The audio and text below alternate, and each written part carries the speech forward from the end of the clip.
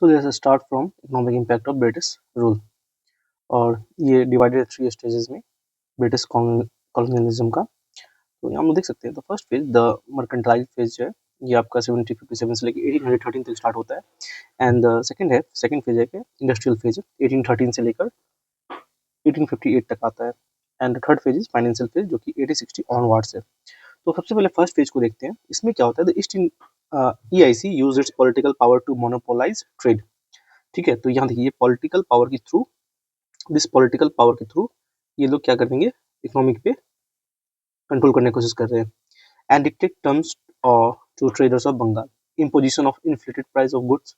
जैसे आप अभी भी आइनॉक्स और PVR जैसे मूवी देखने जाते हैं, तो वो क्या example of inflated price of goods, जो कि 30 रुपया 20 रुपये जो होना चाहिए, रुपीज जो होना चाहिए बाहर मार्केट में, वो चीज़ आपको मिलता है एट 1000। तो दिस इज दी मोनोपोलाइजेशन। तो अभी तो आपके पास चॉइसेस है परचेज करें ना करें, लेकिन उस टाइम आपके पास चॉइसेस नहीं था। Now led to buccaneering capitalism, whereby wealth flowed out of the barrel of the British traders' gun. So revenue of Bengal were used to finance exports to England. अब मान लीजिए अगर जो वो लोग कमा रहे हैं 1000 पर, तो वो क्या करेंगे, उस पैसे को वो लोग फिर इन्वेस्टमेंट करेंगे, नया बिल्डिंग स्ट्रक्चर बनाएंगे, कुछ और बनाएंगे। तो 50 लोग भी खरीदे तो 50,000 तो उनका रेवेन्यू ऐसे आ रहा है। तो समझ सकते हैं किस लेवल पे प्राइस राइज है। Now second phase, the industrial phase 1830 से लेके 1858 तक आता है, and it was India was exploited as the marketer of British goods, and the Act of 1813 allowed one-way trade for the British. As a result of Indian market flooded with the cheap and machine-made imports, Indian trader lost foreign as well as home market. Indians were forced to export raw materials and import finished goods. Now heavy import duty on the Indian products, तो ये लगा कि जैसे अभी Trump जो कम अभी recent time में Trump कर रहे हैं 100% टैरिफ, क्यों कर रहे हैं, इज डिस्करेजिंग इंडियन मार्केट। ठीक है, तो इसी तरह इंग्लैंड ब्रिटिश ऑलरेडी कर चुके थे पहले Indian product to England to discourage them in the market. अब आते हैं थर्ड फेज पे, financial phase 1860 onward. The British consolidated their position in India and made India a market for manufacturer and a supplier for foodstuffs and raw material. Introduction of railways 1853 में, 1853 railway आता है। Post and telegraph जो आता है आपको 1853 में। And banking system जो है वो भी अवध कमर्शियल बैंक के साथ स्टार्ट हो जाता है। सी, अब ये सारा चीज देखिए, अब जो इनके पास जिसके पास ये चीज है वो इफेक्टिवली बिजनेस अपना ऑपरेट कर पा रहा है।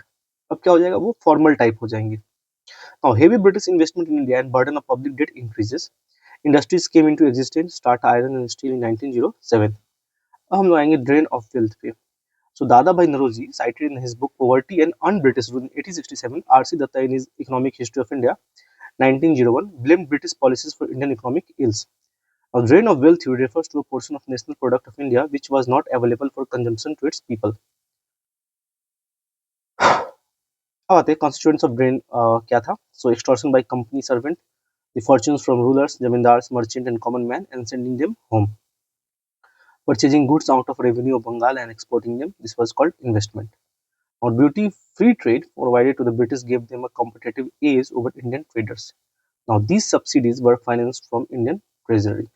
Now remittances or salaries and other incomes by company officials sent to England. Home charges or cost of salaries and pension of company officials in India were paid off from the treasury of India. So hefty interest were paid to British investor. Now effect पे आते हैं, it stunted the growth of Indian enterprise and checked and retarded capital formation in India. It financed capitalist development in Britain. India was kept as a zone of free trade without allowing it to develop the ability to compete. Plantation, mines, jute mills, banking, shipping, export, import, concern promoted system of interlocking capitalist firm managed by foreigners. It drains resources from India. Now, अब आते हैं हम लोग land revenue, और यहाँ से हमेशा exam में क्वेश्चन बनता है।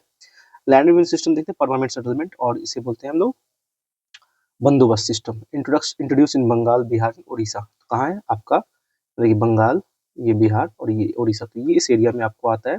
कब आता है, 1793 में। कौन लाता है, कॉर्नवालिस लाते हैं, कॉर्नवालिस। और he is also known as the father of civil service in India. तो बनारस भी देखिए, district of Banaras and northern district of Madras by Lord Cornwallis in 1793। इसको प्लान कौन करता है, तो वो करते हैं John Shore, plan the permanent settlement. और declared zamindar as the owner of the land. ठीक है, हेंस दे कुड कीप 1/11। कितना है जमींदार के पास, 1/11 इनके पास है।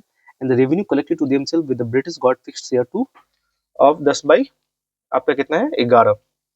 सोचिए इतना ज़्यादा ले रहा है, सिर्फ वन मिल रहा है जमींदार को, उसी में जमींदारी आज भी इंडिया में जैसे जमींदार है जो बोलते हैं हम लोग, जो फ्रेज बना हुआ है, तो ये उसी की वजह से ये स्टार्ट होता है। तो आगे देखते हैं। The zamindar were free to fix the rents. Now, assured of their ownership, many zamindar stayed in their town, absentee landlordism बोलते हैं, exploited their tenants. तो अभी भी आप एग्जांपल दे सकते हैं कि जैसे कि मुंबई में कुछ लोग हैं, कलकत्ता में लोग हैं, आपके एग्जांपल ले सकते हैं। तो वो लोग क्या करते हैं कि छोटे-छोटे शहर में क्या करते हैं, अपना ज़मीन, वो बड़ा-बड़ा उनका एकड़ ज़मीन होगा और वो लोग रहते हैं वहाँ पे, और यहाँ से उनको उसको यूज़ करते हैं। कैसे? क्योंकि जो लॉ है वो ऑल ओवर द इंडिया वो कर रहा है, काम कर रहा है, तो उसको बोलते हैं एब्सेंटी लैंडलॉर्डिज्म। हम लोग आएँगे रायतवाड़ी सिस्टम पे। देखिए रायत क्या होता है, इंट्रोड्यूस बॉम्बे एंड मद्रास, कब होता है, 1820। देखिए 1820 में हो रहा है। Thomas Munro that is governor of Madras and Charles Reid. तो मुनरो एंड रीड ऐसे याद रखें हम लोग, Munro and Reid both devise this Ryotwari system and it is a direct क्या है, ये डायरेक्ट सेटलमेंट है, was made between the government and the riot. Riot मतलब होता है कल्टीवेटर, riot means cultivator.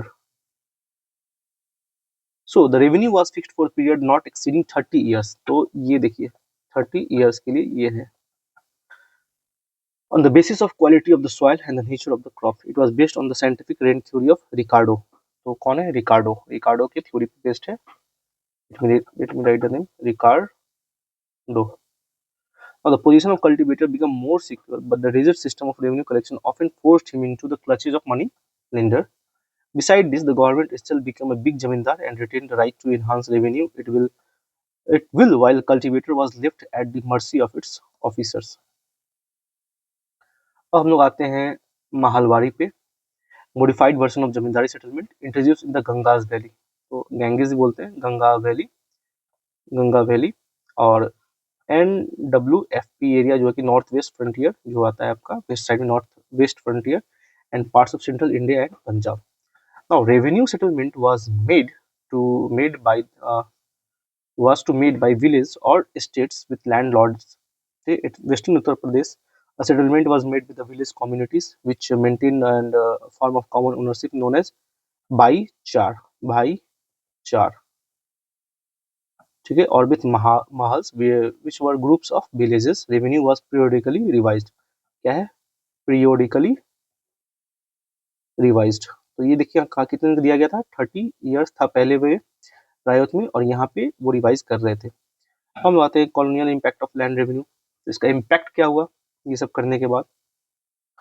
तो एक बार बता दूं, हॉल्ट मैकेंजी ये बंगाल में आपको परमानेंट सेटलमेंट इंट्रोड्यूस करते हैं, तो हॉल्ट मैकेंजी का नाम दिया। हाँ, colonial impact of land revenue system पे आते हैं। तो land settlement introduce market economy and did away with the customary right. इसको हटा देता है। Cash payment of revenue encourage money lending activity. It sharpened social differentiation. The rich had access to the courts to defend their property. A foreseeable growing of commercial crop led to the peasant to buy food grains at high prices and sell cash crops at low prices. The stability of Indian village was shaken, and the entire setup of rural society began to break up.